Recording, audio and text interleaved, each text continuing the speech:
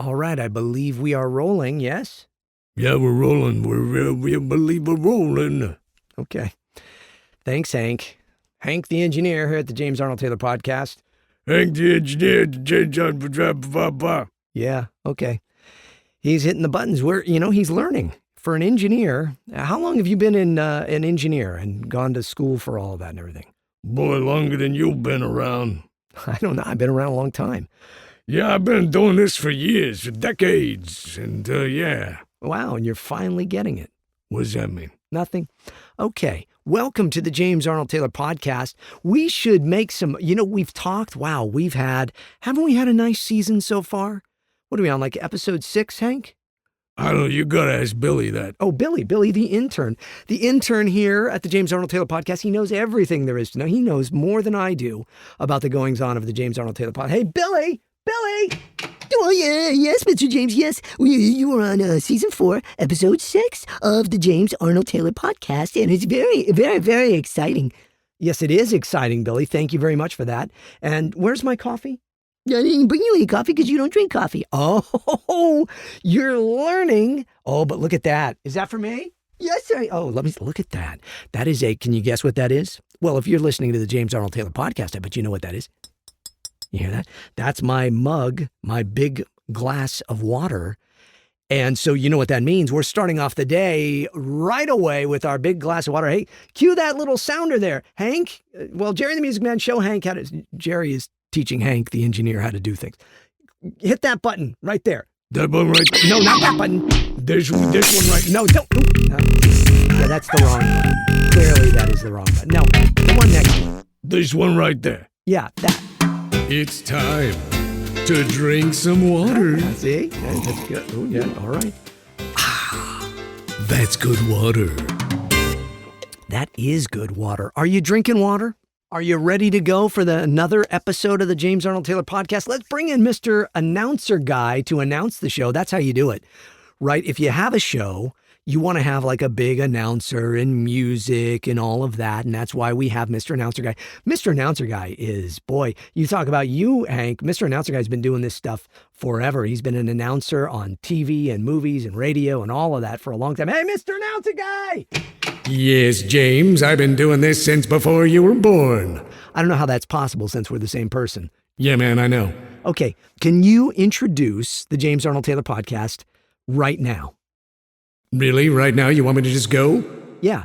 Usually you say to do it, and then you end up doing a bunch of other things, and I never get to do it. I gotta wait. Yeah, I know. But just go ahead right now, introduce the James Arnold Taylor Podcast. Get it going. We're going to jump right in to a season 4. What is it? Oh, a season 4, episode 6. Season 4, episode 6. And we're very excited about it. You're doing it again, man. Oh, yes, go ahead. Go ahead and introduce the show. You sure? Yeah. I'm waiting. No, you're fine. Cue that. Hey, wait 1 second. I was just wondering, is that a new tie? Yeah, man.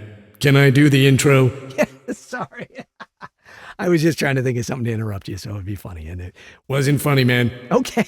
Cue that music, Jerry the Music Man. That's my line. Oh, sorry. Cue that music, Jerry the Music Man. You got it, Mr. Announcer Guy and JAT. Oh, he included both of us. All right. Ladies and gentlemen, children of all ages, it's the James Arnold Taylor Podcast. Talking to myself, the JATcast. On today's show, Jat's going to talk about something, but I don't know what because he hasn't told me. Yeah, I haven't figured it out either. Yeah, man. Now here he is, the same guy that's doing all the voices you're hearing, including this one, James Arnold Taylor! Yeah, man.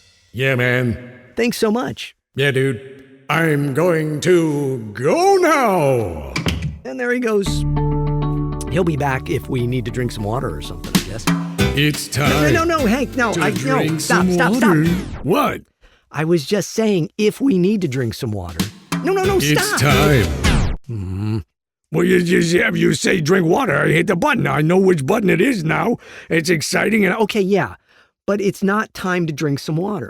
No. It's time. I said it's not time. Time what? To drink water. It's time. Stop. Okay, let's just, you know what? Just keep playing it. Just keep playing it. We'll drink some water. All right. Okay. Yeah. Ooh, yeah. That's good water. Yeah, you got to stay hydrated. Why is it important? It doesn't matter if it's like freezing cold outside or hot outside or just normal, lovely day. Drink water. Don't It's do time. it. Don't. All right. Take some breaths. Hey, we're all here now. We're here. We're listening to the JATcast. You know, it's kind of weird. I'm just a guy that does voices in cartoons and video games and movies and TV shows and stuff and radio. But that affords me the ability to have a podcast, I guess. I don't know. I hope you spread the word about the podcast. I feel like this place is just a safe haven for all of us to kind of hang out, to breathe, to be part of the JAT Fellowship, as we call it. Because we are a fellowship. We're just a group of people that are trying to get by in life. Isn't that right? I think that's certainly the case for me and for Billy and Mr. Announcer Guy and Jerry the Music Man and Hank even. And all the other announcers. Well, we got other announcers on this show too. We haven't talked to a lot of the folks in a long time. Should we just spend some time on this episode talking to some of the characters on the show? It's been a very long time since we've done that. Let's get on the phone. Hank, let's dial up. You know what, Billy, you go. I don't trust Hank. Well, I know how to use the phone. Sure. Okay, well, dial up Ferris then at the billiard zone. How you do that? Yeah, exactly. Billy, go ahead. Oh, yes, Mr. James. I'll just hit the button right there. It's on speed dial. See, Hank? Look at that speed dial. These are really fancy. Okay, and we're calling Ferris. Ferris is like a wise sage. He owns the local billiard hall here. And, we just kind of check in and. Billiard zone. Hey, man, what's going on? Oh, hey. I was just talking about you, Ferris. How are you? Happy New Year to you. I know it's too late for Happy New Year's. I don't know. Ferris, do you know what is like the time frame for Happy New Year's? Yeah, man, anytime after January 20th, you're pushing your luck, but if you get into February, forget it, man. Okay, well, I think we're probably well past the Happy New Year's, but it's been a while since I've seen you or talked to you, so welcome back to the show. Yeah, man, it's all good. Okay. Are you doing well? The billiard zone doing well? You're doing good business? Are people going out and playing, shooting pool and having a good time there at the billiard zone? Yeah, man, we get all sorts of folks come out here. We get families, we get the dudes coming out for their dude night, you get the ladies coming out and shooting pool. Hey, everybody shoots pool. Pool is fun. We have a pool table here in the house. Yeah, man, I know you don't come out anymore. No, that's true. We got a pool table. So here's the deal. My wife grew up with a pool table in her house. It was like, like one of these tiny little Sears ones. It was probably 7 feet, if that. But her dad they had a little back house that was like, kind of like a little shed type area, in the back of the house. It wasn't like a big house. They had a small little house, but they had this little back house that was built out. And so her dad put the little pool table in there. And I think the walls were so small you could barely, it was like that Seinfeld episode where they're trying to play in a regular bedroom and the cues are hitting the walls. But they grew up having a billiard table there. And so my wife and I, in fact, our first pool table when we were very newly married, I was one of the voices. I don't know if you all know this. If you've seen my stage show, you may know this. I was the voice, I was the second voice of Movie Phone. Mr. Movie Phone, Russ Leatherman, who I think he's been on this show. We've had him as a guest. I've interviewed him for another podcast, for my friend Tom Wilson's podcast. Russ Leatherman created Movie Phone. Remember Movie Phone? You would call and find out what's playing at the theaters. This is kind of before the internet just took over. And Movie Phone, I believe, is still on, the internet. You can find what's playing where and all of that. Mr. Movie Phone is Russ. He and a partner created Movie Phone, and he was the voice. And it was, hello, and welcome to Movie Phone. Now, I was not that voice. I was the voice that told you like the theaters and where they were and parking for all that. And then I did all the trailers for Movie Phone. Yeah, man, that's interesting. Oh, yeah, I'm sorry. I forgot you're on the phone here, Ferris. I'm telling the story. That's cool, man. Just keep going. All right. I was the voice of Movie Phone.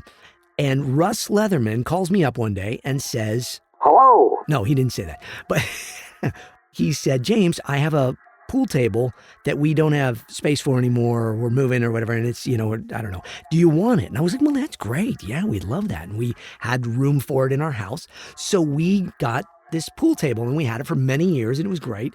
And then we moved and we left it because the people that were buying the house wanted the pool table, so we left it there, and we bought a new pool table. And then we moved again, and I gave it to my sister, and then so now she has it. And so then we moved, and we've moved a lot. And then when we settled into our new home, we just kept going, you know what? I wish we had a pool table. Yeah, man, pool tables are cool. Well, of course, you own a billiard zone. Of course, you think they're cool. So we got a pool table, and we have a stand-up arcade game, and it's got we just got a new one. It's got 60 games in it. It's got Donkey Kong and Pac-Man and Frogger and Space Invaders, all those cool things. Do you have those over at the billiard zone? Oh, yeah, man. We got video games, we got bowling stuff, and the basketball shooting things, and all that fancy stuff. You come on out to the billiard zone, you have a good time. That's wonderful. Well, thank you, Ferris. So Ferris, anyways, yes, long way around. We love pool. We love playing pool. My daughter has gotten extremely good at playing pool, better than us now, which bothers me, but that's another story for another time. Did you, by the way, Ferris, did you get to hear the episode that my daughter, Lydia Rose Taylor, was on? Yeah, man, I listened to both parts, part 1 and part 2. She's a great young lady. Yes, she is, Ferris. I agree with you. Well, so Ferris, new year, new beginnings, new stuff. Do you have anything that you want to share with all of us? Matter of fact, I do, man. All right. I'm going to read from a book I'm reading through right now. It's called JAT 365. That's my book, JAT 365, 365 Daily Inspirations for the Pursuit of Your Dreams. You know, we just celebrated, I believe, the 10th anniversary of my book.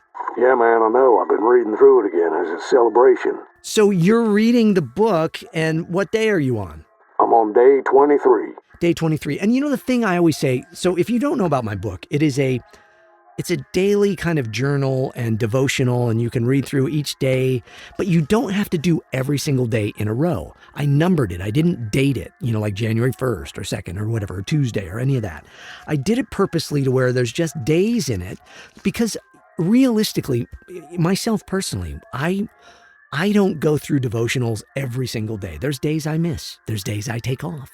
So for this, yes, technically you could do it every day of the year, 365, and there's one for every day of the year if you so choose. But you go through the book. I have a copy of it right here as well, Ferris. I'm going to turn to page 23 and take a look and see what, it says day 23, want versus need. I'll let you read it, Ferris, okay? Yeah, man, all right, here we go. Want versus need. Think of the things that control you the most. The want of money, fame, recognition, love. Now replace them with thoughts of doing for others, or what's been done for you, man. Does it say man at that? No, man, I'm adding that. All right. We are all crying out to be heard, man. Hear more than yourself and feel the weight of it. Oh, that's hear more than yourself and feel the weight of it. I look at some of this stuff and I go, wow, that was pretty good. Who wrote that? Oh, it was me. Come on. Okay. And so then in the book, what it does is it gives you this little positive thing. And then up at the top, it says accept, forward, and practice.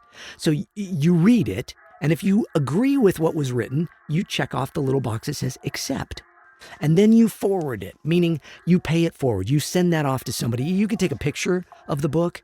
You could do a screenshot and send it off to a friend as a kind of a little thing for them for the day. And then you put it into practice throughout your day. So think of the things that control you the most. So let's all think about that, the things that control us the most. There are so many things that I deal with, that I struggle with. I'm a people pleaser. I want everybody to be happy. I want everybody to be okay.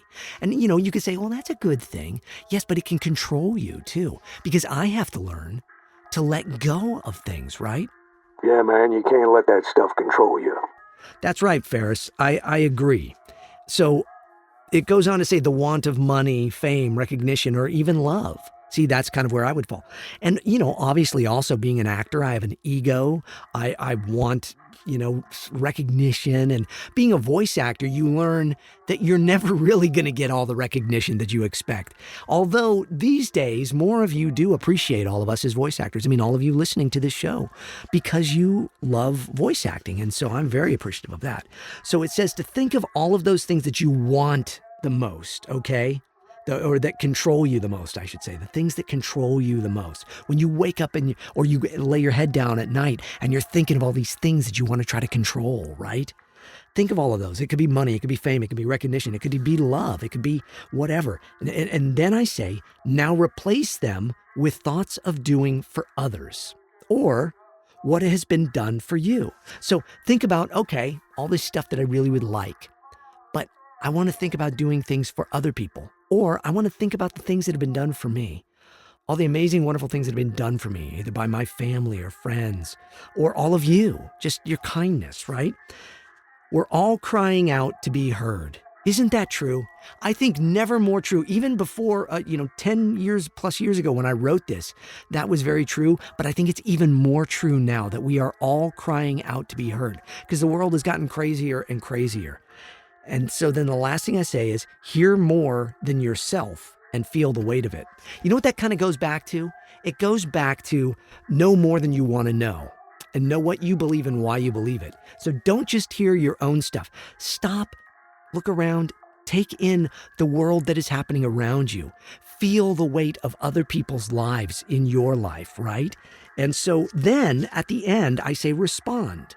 And there's a little spot in the bottom of the book, and you can write a comment because I ask you a question every day. And so what's the question there, Ferris? Yeah, man, it says, what negatively controls you? Man. What? No, it doesn't say man at the end. No, I was being funny. All right, man. Okay. What negatively controls you? There are all sorts of things that control us. The want for control, I think, too. Right? What negatively controls JAT? Well, sometimes it's ego. Sometimes it's the desire to do so much for so many or for my family or to make sure that everybody's okay. Those are the things that kind of plague me. I want to make sure everybody's okay. But you know what I have to realize? That's not in my control. That's in God's hands, right? And that is up for each one of us to discover that on our own. So I can't control. I think that's very important, especially for those of us with a faith. You know, I have a Christian faith. A lot of you may not have Christian faith. You may have another faith. But the things that negatively control us is this desire to put our belief system on somebody else.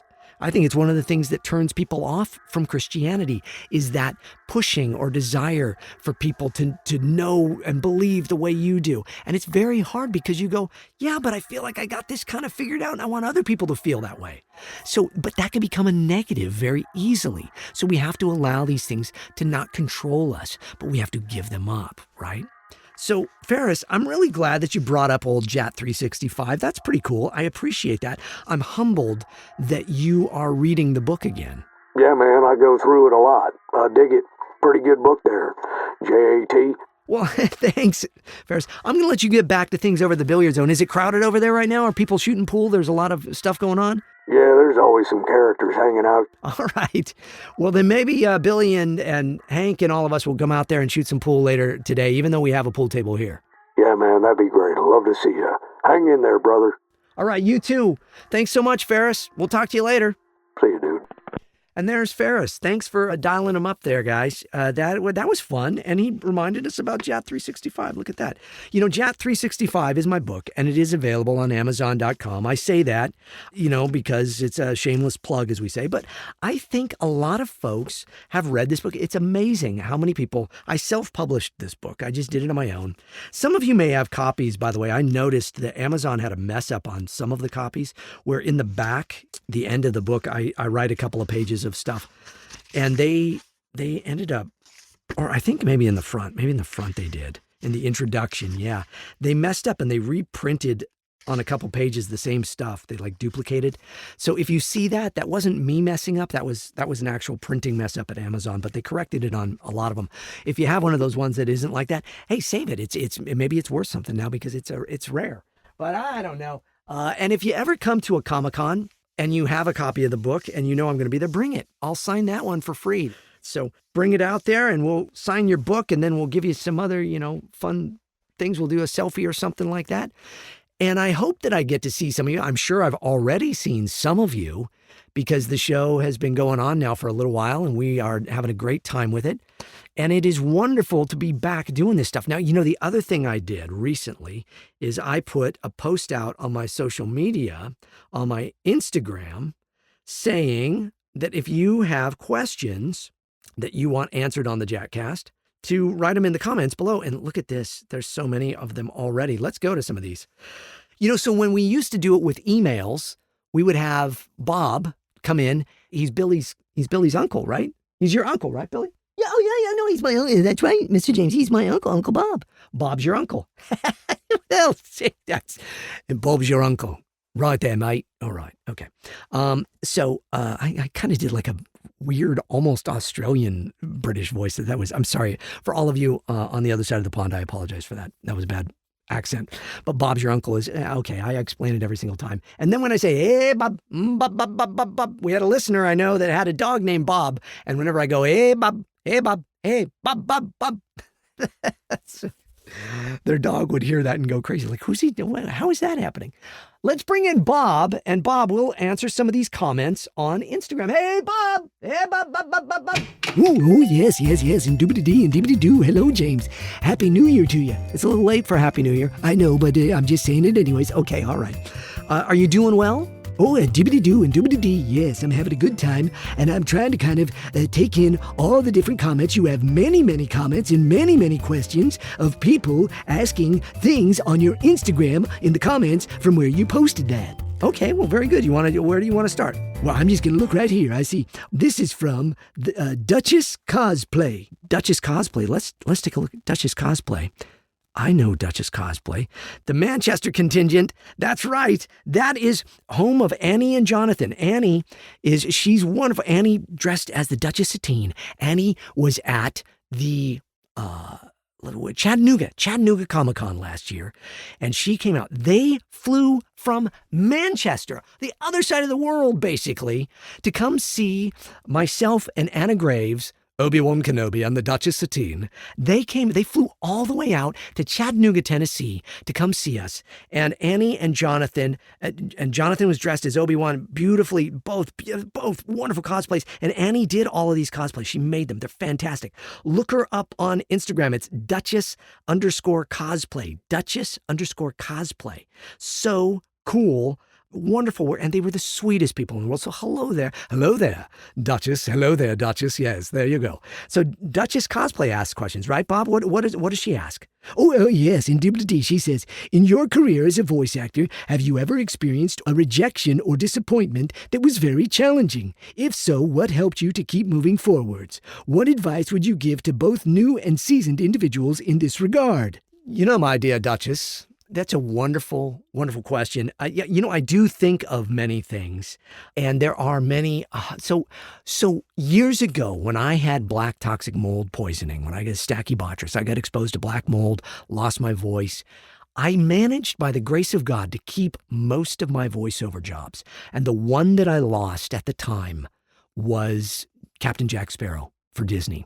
I was Johnny Depp's double for the Kingdom Hearts, mate. I did all of Captain Jack Sparrow, mate, and all of that. And I was still kind of learning the voice and what he was doing with it. And my voice wasn't able at the time to get deep enough from the mold. I was a little hazy in parts. And so my voice was up too high. I was doing Jack Sparrow up here, and I couldn't get it down into the place where if I was doing Where's the Rum Gone? If I was doing Johnny Depp doing Captain Jack Sparrow, mate, I would do it there, savvy. But I couldn't get there, you see, mate. I couldn't do it. And so at the time, I lost that job. And so that was kind of heartbreaking. I've been able to be Johnny's double for many other things, the Mad Hatter, Willy Wonka, and some other little bits and pieces in movies and such. But at the time, I did miss and lose that job, and it was very disappointing. So what you do, and I've been the voice of Fred Flintstone off and on for many years, and then I've lost that voice at times. And so I don't mean I lost my voice, I mean I lost the job of being the voice of that. And so you try to just go, I'm a performer. And I'm here to perform, and sometimes I'm the right guy, and sometimes I'm not. As an actor, you have to have thick skin. You have to learn. What I mean by that is you have to learn to kind of roll with the punches and just know that sometimes the director's going to be on your side and sometimes they're not, or a casting person is and they're not going to. And so what advice would I give to both new and seasoned individuals in this regard? Love the moments you have in those characters. And then the moments you don't get as them, know that perhaps it's preparing you for another season in your life or another time to come back and do it. Who knows? Maybe I'll get to do Captain Jack Sparrow for them some other time, mates, right? Whoever's doing it now is doing a fantastic job anyways. So the nice thing, the positive thing about that is it kind of goes back to what we were reading with Ferris there, is I'm glad somebody else got the job. Because, the truth is, I have been very, very, very blessed to work on many different things in my career. Not everybody gets those opportunities. So I don't know who replaced me as Captain Jack, but maybe that was like their first gig doing something, or they were, new to voiceover and it got them in the door. So I'd like to think that maybe my missing that opportunity helped someone else get an opportunity. Does that help, my dear Duchess? Does that help? I hope so. And then there was there's another tack on that question, right, Bob? Oh, yeah. Oh, yes. And she says, if you could add one character from The Lord of the Rings into the Star Wars universe, who would it be? And that's from my husband, Jonathan, who doesn't have Instagram, is asking that. Okay. Well, first off, tell Jonathan / Obi-Wan, hello there. If I could add one character from The Lord of the Rings into the Star Wars universe, who would it be? Oh, man. I love Legolas. I do. I love Legolas. I thought that character is just so cool. Wouldn't it be cool if he had lightsaber arrows? Ooh, I don't know. Has anybody ever said that or thought of that? I don't know. Maybe you all have before, but boy, wouldn't that be Legolas, Jedi Legolas with lightsaber bow and arrows. Of course, the kyber crystals in them, though, you'd have to you don't want to lose all those kyber crystals, but that would be really awesome, wouldn't it? Of course, I guess you could say that's just like a blaster, but no, it's not, of course. Blasters are clumsy. We don't like blasters. So I hope, Jonathan, that answers your question. That's a good question. All right, who else we got, Bob? This is fun. I love getting back to answering your questions all here on the James Arnold Taylor podcast. We having a good time? Good. Let's breathe. Ooh, let's drink some more water, though, huh? Okay, Hank, you got to hit the thing when I say let's drink some more. Oh, yeah, you're right. Yeah, there we go. Thank you. It's time to drink some water. That's good water. That is good water, man. Okay, what else we got, Bob? The Star Wars Old Republic Radio. A Star Wars Old Republic Radio. Okay, hang on. They are wonderful folks. Star Wars Old Republic Radio, a Star Wars podcast. These are some of the sweetest folks ever. I got to meet all of them at a couple of 2 or 3 cons. Were you all at you were at a few Comic-Cons with us this last year, and I bet I'll see you all again. So if you don't know about Star Wars Old Republic Radio, a Star Wars podcast, take a listen, follow them. Follow them on Instagram, Star Wars _old_republic_radio, and it's a Star Wars podcast. Look them up and follow them and listen to their podcast. They're good folks over there. Okay, what are they asking, Bob? Oh, yeah. And dibbity-doo, they say, hey, James. Hey. So looking forward to the JATcast returning. Did you find it intimidating in any way when taking on the voice role of Obi-Wan Kenobi for the Clone Wars? Did I find it intimidating?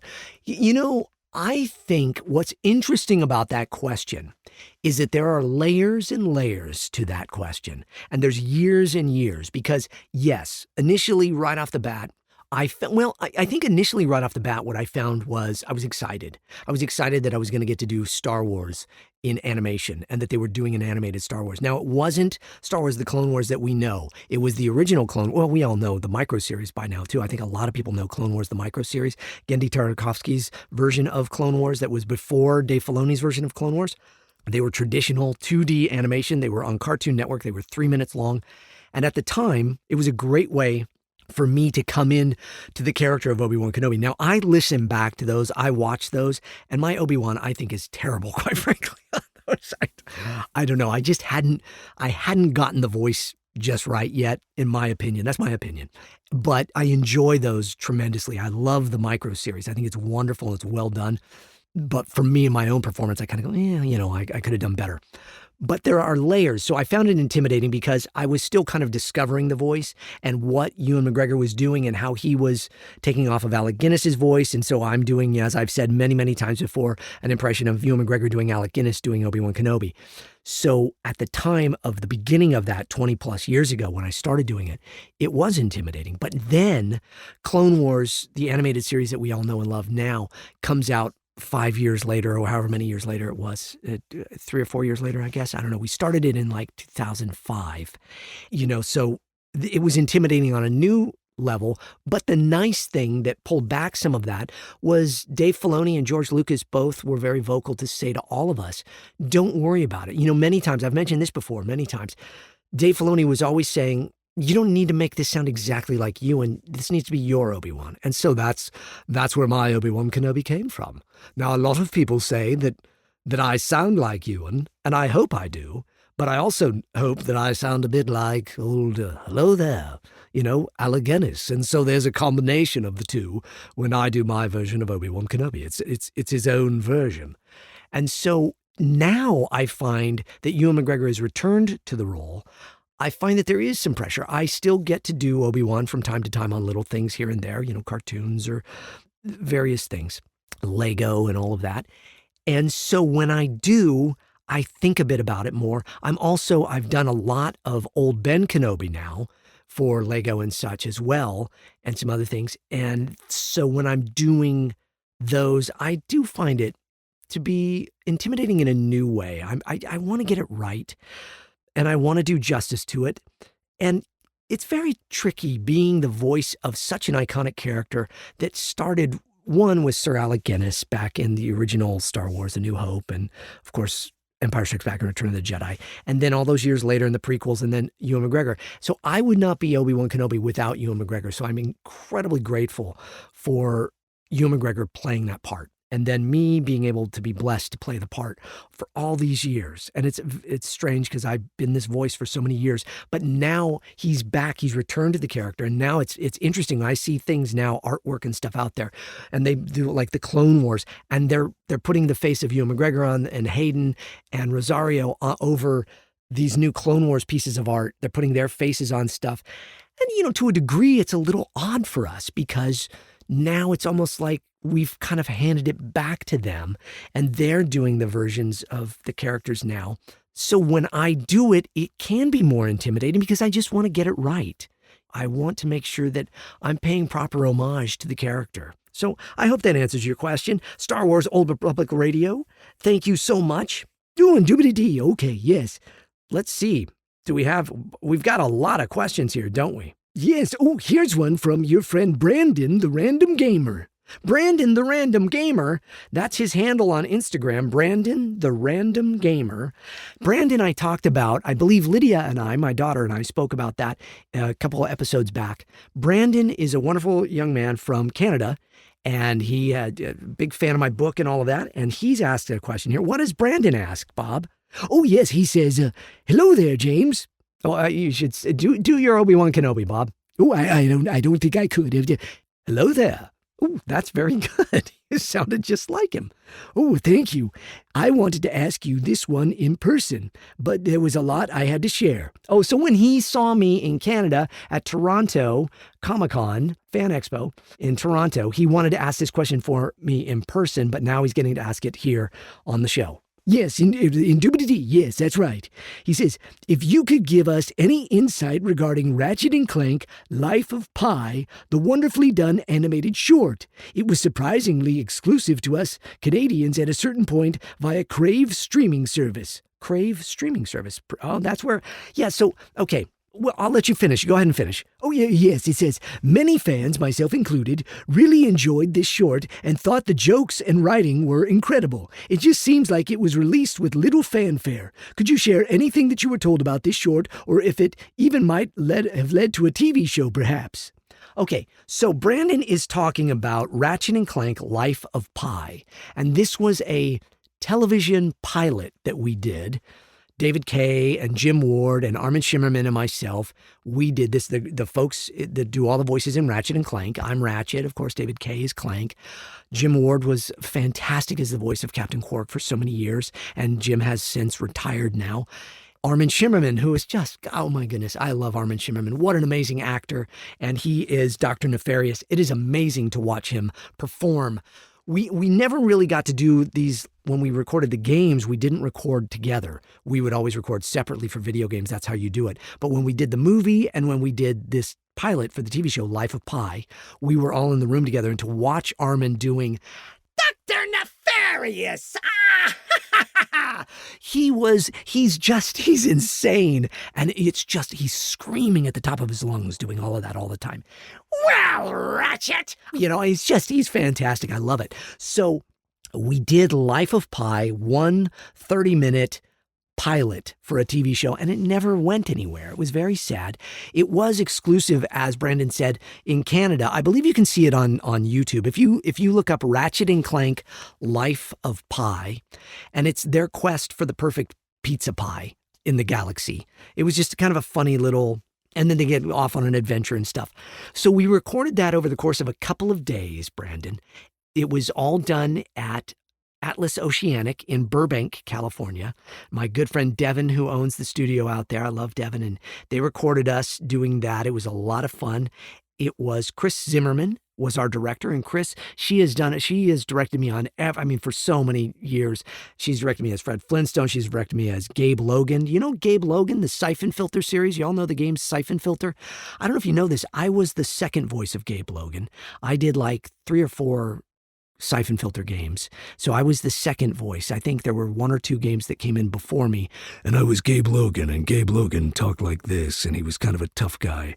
He sounds kind of like Mr. Announcer Guy's brother, Jake, the announcer guy. Hey, Jake! Yes, James. You sound kind of like Gabe Logan. Do I? That's exciting. Yes, it is. Okay, thanks so much. I'm going to go now. There he goes. Okay. So Gabe Logan, yeah, I don't know. Oh, Chris Zimmerman. So Chris Zimmerman was the director, and she's directed me on all sorts of things like that. And she's directed the last few Ratchet and Clank games and stuff too. So she directed Life of Pi. And I thought it was really fun. I think that Ratchet and Clank could still be, I thought the movie was really good. If you haven't seen the Ratchet and Clank movie, do me a favor. Watch it. It's on Netflix, I believe. And boy, I got to tell you what, I think it's a fun movie. And I don't think it got enough attention. But it was a very sweet movie, well done. We had a lot of fun doing it. And then Life of Pi, a fun little thing. Like I say, I don't know, maybe it's 15, 20 minutes. It was a pilot for a TV series. So I don't know if I can give you much more insight than that, Brandon. We recorded it. It was the last thing we did with Jim Ward before he retired. And we had a wonderful time doing that all in the studio together. It was very rare for us to all be in the studio together. David Kay and I are just dear friends. He really is my buddy Clank. And we just enjoyed. We laughed. We just had a great time doing it all. And we were really hopeful at the time that it was going to turn into a TV series. So I don't know, maybe if all of you kind of get out there and start a campaign, maybe something will happen. Who knows? I'm hoping that we do another version of Ratchet and Clank. We had Rift Apart, the game that came out, and that was so cool. And I'm hoping that we get to do some more of it. So there you go. All right, Bob, let's try to see if we can get through a couple more of these comments and questions, and then we'll see what happens. Oh, and doobity-dee and doobity-doo. This one comes from Ryan RPM5. Ryan RPM5. That's cool. Okay, do I know Ryan? Let's see. Ryan Permizan. Ryan, I'm sorry, I'm not pronouncing your name right. Ryan Permizan? I'm giving you all sorts of podcast host, producer of, and I quote, Ryan's Reviews and Comic Books, the new class featured on YouTube. New videos every week, link in bio. Look at that. Okay, Ryan. Ryan asks a question. What is Ryan asking, Bob? Oh, this is a good one. It says, what are 5 movies you can watch anytime and why? And what is your favorite motivational quote and why? So there's several questions there. Okay, let's go backwards, Bob. Oh, and doobity-dee and doobity-doo. What is my favorite motivational quote and why? There's a lot of them. So on my stage show that I do, talking to myself, it's the same name as this podcast. I have, at the end of the show, I have all these quotes. And there are many, many. So there's so many that I can think of that really mean something to me at different times, right? I think of the C.S. Lewis quote that the cure for broken dreams is to dream bigger and more. I'm kind of not getting that quote right, but that one is a favorite quote of mine. Of course, I love Bible verses are things that are, but those aren't quotes, I suppose. I mean, they could be. There's so many quotes. One of them is one of the Walt Disney ones I was reading recently, and it said, let me see. Oh, I might even have it here. Let's see. Whatever you do, do it well. Do it so well that when people see you do it, they will want to come back and see you do it again. And they will want to bring others and show them how well you do what you do. Isn't that true? That's kind of like what I did with my stage show when I was doing that at Disney and such. It was one of those things where it ended up being a show that people at first were like, well, what is this? If people didn't know who I was, and they're like, oh, you got to see it. You got to kind of experience it for yourself. That has been kind of my career, the movies, the things that I do. I feel like it's always that where people are always going like, I didn't know what to expect, but boy, I really loved it. So that's a quote from Walt Disney. I thought that one's a pretty good one. I don't know if it's my absolute favorite. There's wonderful quotes from C.S. Lewis. There's wonderful quotes from all sorts of people that I love. But so there's one for you, Ryan. And then your other question was, what was it, Bob? What are 5 movies you can watch anytime and why? 5 movies I can watch anytime and why. Okay, Raiders of the Lost Ark, of course.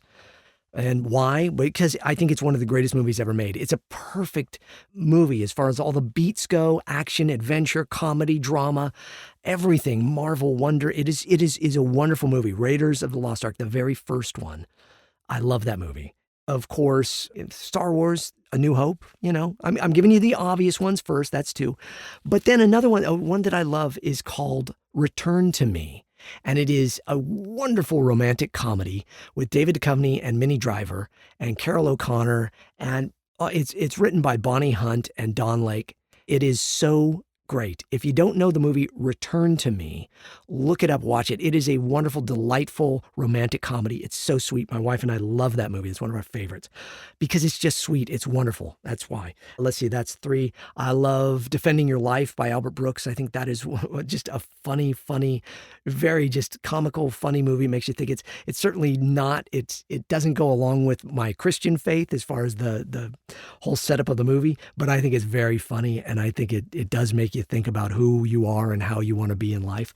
Let's see, another one of my other favorite movies, it's probably not that politically correct anymore, is the movie Arthur. I love the movie Arthur with Dudley Moore, the original one with John Gielgud and Dudley Moore. It's where I learned so much about comedy from watching the two of them, and their dry sense of British humor is just fantastic. I love all of that. So I love those movies. I love Jaws. Jaws is one of my favorites because it's terrifying, but it is also, I think it is also a near perfect, if not a perfect movie. It really is. So many good movies. That's a great question, Ryan. I love that. Thanks for asking that. Hey, we've got so many of your questions here. Look at this. I mean, gosh, man, I'm scrolling through here, Bob, and boy, we've got so many good ones. And I'm seeing, okay, read that one there, Bob. This one right here, yes, from Most Things Kenobi. That's right, from Most Things Kenobi. We love the folks at Most Things Kenobi, and what do they ask? Oh, yes, indeed, they say, so excited for the JATcast return. Is there any accent you really struggle with? You have such an amazing vocal range, I can't imagine you struggle with anything. Follow-up question, would you like to come back on our podcast sometime? Sending you and your family lots of good wishes. Yes. Okay. Well, to the follow-up question, yes, I will come back to Most Things Kenobi anytime. And I should come back and we'll talk about my movie. We'll talk about this coming year and some fun stuff. So yes, we will do that. We'll figure that out soon. But so the question is there any accent I really struggle with? There are actually several. It's interesting. I'm about to do a thing tomorrow where they asked me to do a Cockney accent. And I had to call the folks up. It's an on-camera thing I'm doing. And I said to them, here's the deal. I can give you a Cockney accent, but a true Cockney accent is really tough. And you have to skip a lot of things. You have to replace a lot of words with other words because of the thickness of it. And so I said to them, do you really want a Cockney accent? Because now For some of you may know, I was Dick Van Dyke's voice double for the Mary Poppins stuff. And he famously has like one of the worst Cockney accents ever. He goes in and out of it. So Dick Van Dyke talks like this. He's a Mary Poppins. So he's like, he starts with a Cockney accent. And then by the time he gets to Poppins, he's an American, Mary Poppins. When you with Mary Poppins, and he's just doing this really bad Cockney accent. So when people think of Americans doing Cockney accents, you don't want it to be like that, right? So you got to be able to do a proper Cockney accent, right? And so I was telling the people that it could be tricky, you see, because I want to do it proper and all, right? So that one's a tricky one to do because it takes a lot of, and I'm going to be reading on a teleprompter. So as you're reading, you have to kind of translate. So I'm going to go with you back home. I would say, right, I'm going to go with you back home, eh? So you wouldn't say with, you'd say with.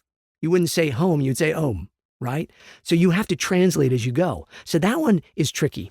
Australian accents, those are tough because I usually kind of go in and out of it as I'm doing it. G'day, mate. You want to make it sound great.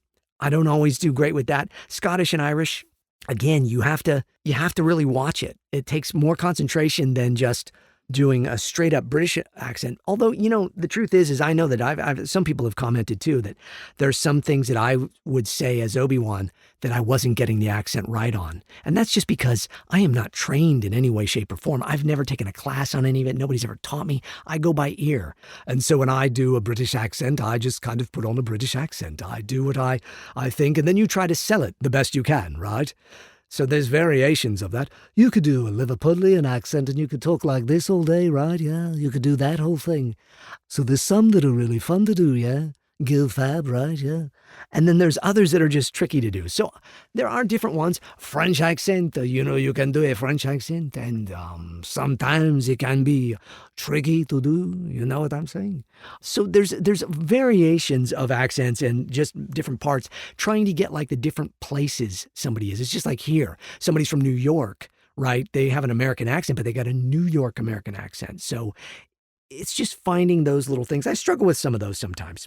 That's a good question, and that's a good one to leave off on. Thanks, Bob, for asking all those questions. We've still got a ton more questions that we're going to answer, right?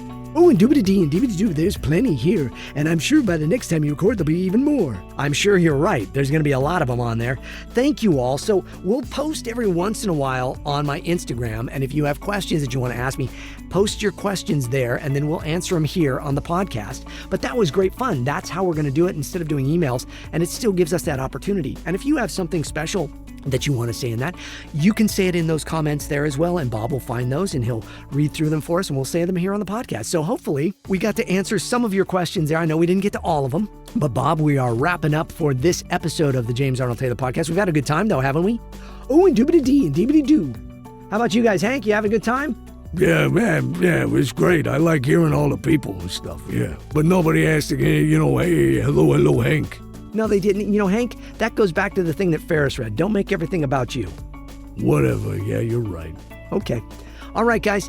Hey, thanks so much for being here with the James Arnold Taylor Podcast. We're going to come back and do some more Q&A or answer your questions. We're going to do some more talk about other things, and I just am blessed to be with you. I hope you are blessed to be with me here enjoying the show, and we'll see you next time. Oh, I'm sorry. Yes, Mr. Announce Guy, yes, come on in and do that legal mumbo jumbo. Talking to Myself, the James Arnold Taylor Podcast is a production of Yumigo Inc., recorded at JAT Studios. Engineered, written, recorded, and produced by, you guessed it, James Arnold Taylor. All voices are parody and should be construed as entertainment only. All music and sound effects used with permissions and licenses through Backtracks, Digital Juice, Production Tracks, and Partners in Rhyme. James Arnold Taylor's Talking to Myself, the podcast. Copyright 2024, all rights reserved. There it is. Okay, everybody, we'll see you next time here on the James Arnold Taylor Podcast.